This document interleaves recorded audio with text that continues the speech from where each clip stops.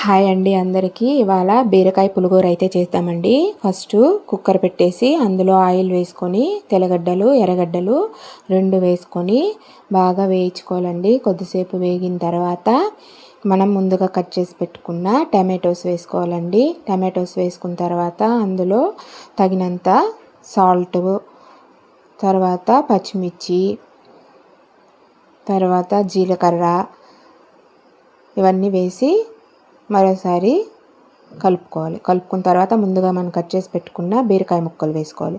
వేసుకున్న తర్వాత పసుపు పొడి, చింతపండు కొద్దిగా వేసుకోవాలండి. వేసుకొని బాగా ఒక 5 మినిట్స్ బాగా మగ్గనివ్వాలండి. ఇట్లా కలుపుకుంటూ ఒక 5 మినిట్స్ మగ్గిన తర్వాత అందులో తగినన్ని వాటర్ పోసుకునేసి కుక్కర్ మూత మూసుకునేసి ఒక 3 విజిల్స్ అయితే పెట్టుకుంటామండి. బాగా ఉడికిపోతుంది. ఉడికిన తర్వాత అందులో ఉన్న వాటర్ని అయితే ఒక గిన్నెలో వంపేసుకోవాలండి.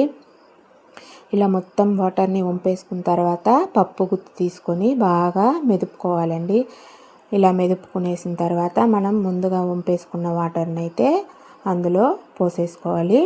పోసేసుకున్న తర్వాత ఒక్కసారి కలుపుకునేసి ఉప్పు చూసుకునేసి ఇందులో పోపు అయితే వేసుకోవాలి. పోపు కోసం పోపు దినుసులు అన్నీ వేసేసి చిట్టపట్టలాడిన తర్వాత కరివేపాకు, కొత్తిమీర అయితే వేసేసి ఒకసారి అయితే బాయిల్ చేసుకోవాలండి. పులుసు మొత్తం బాయిల్ అయిన తర్వాత అయితే సర్వ్ చేసుకోవడమేనండి. నచ్చినట్టయితే సబ్స్క్రైబ్ చేసుకోండి. థ్యాంక్ యూ ఫర్ వాచింగ్ అండి. చాలా ఇలాంటి ఈజీ రెసిపీస్ అయితే చాలా ఉన్నాయండి. మీతోటి షేర్ చేస్తాను. నా రెసిపీస్ నచ్చినట్టయితే తప్పకుండా చూసి వెళ్ళకుండా సబ్స్క్రైబ్ చేసుకోండి.